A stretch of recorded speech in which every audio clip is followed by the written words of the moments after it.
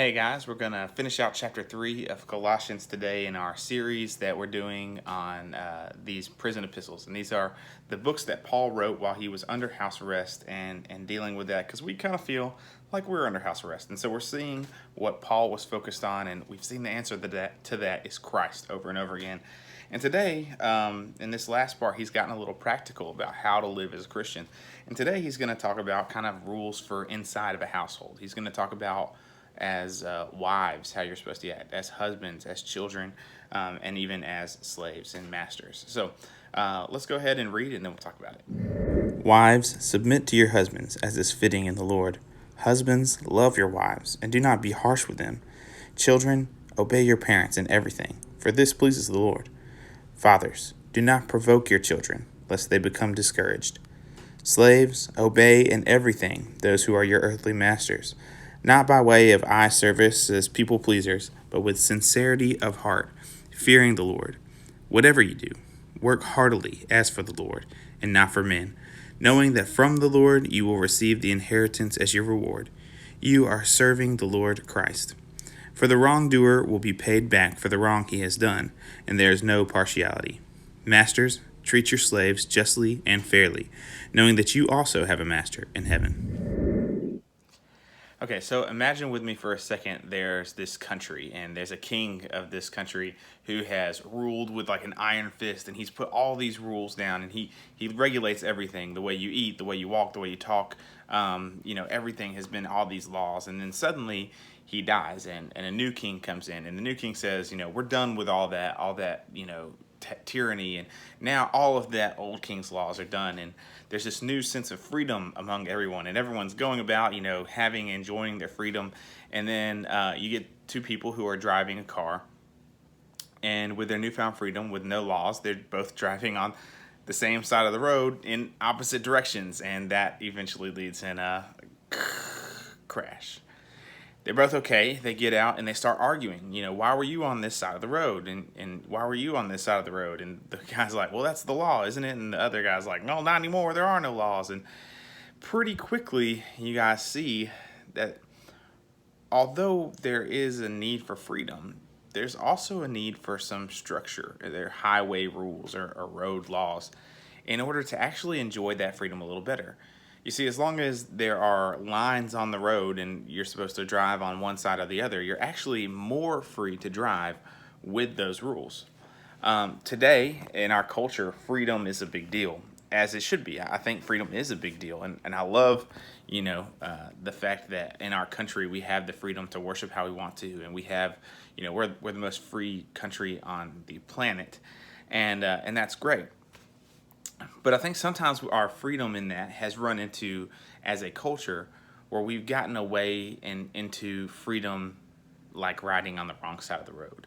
We're so into our freedom that it has become like a god to us, including, how we treat families and how we treat relationships and things like this is talking about. Here we have kind of a guideline of what a godly family is supposed to look like.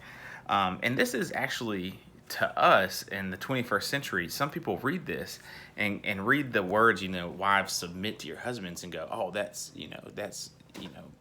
terrible. Why would a wife submit to the husband? We have this picture of a woman who's downtrodden and not able to be herself. But actually, I don't think that's what Paul has in mind at all. And I'll talk a little bit more about that. But it's actually here, Paul, when he talks about this family structure, it's actually revolutionary for him to even say anything to the wives. A lot of religions and things of this time told wives how to act and didn't say anything to husbands. And so Paul, he actually goes in, he says, wives, submit or respect your husbands. That's fitting to the Lord. But then he says, husbands, love your wives and do not be harsh with them. He treat them well. Love them, means put them above yourselves. Children, of course, obey your parents, and fathers, don't provoke your children. Again, this is crazy. Why? You don't tell parents what to do. You tell kids what to do. And Paul's telling parents not to be too harsh or to discourage their children. And then, of course, we talked about this whole slave thing and this whole thing really in Ephesians. A lot of times we look at slavery today as through the lens of American slavery and the kind of the travesty that it was. And we think, man, is Paul saying that slavery, owning another person, is okay? The thing is, during Paul's time, slavery was as much ingrained in the society as electricity. And so it would not have been even in near his brain or in the realm of possibility to suggest that all slaves should be freed.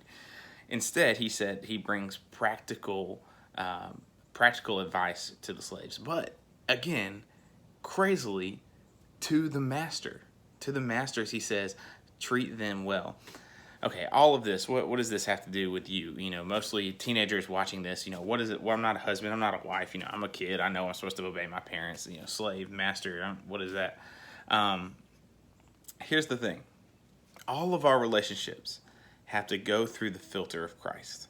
Have to go through, how does this show God that I love him? And these are some simple guidelines. And actually doing these things, treating our, one day you guys will be married. One day you'll have a husband or a wife. One day you'll even have your own children, Lord willing. And we have to keep in mind, how are we supposed to live? How are we supposed to treat our families? And what happens is when we actually live like this, when we respect our husbands, and when we love our wives, and then those things are happening together, we actually live more free.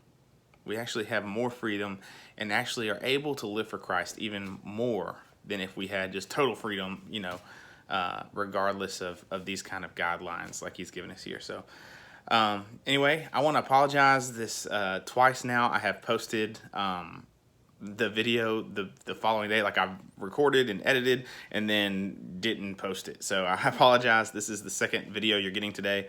But I love you guys. I miss you. I'll pray for you. Talk to you later. Bye.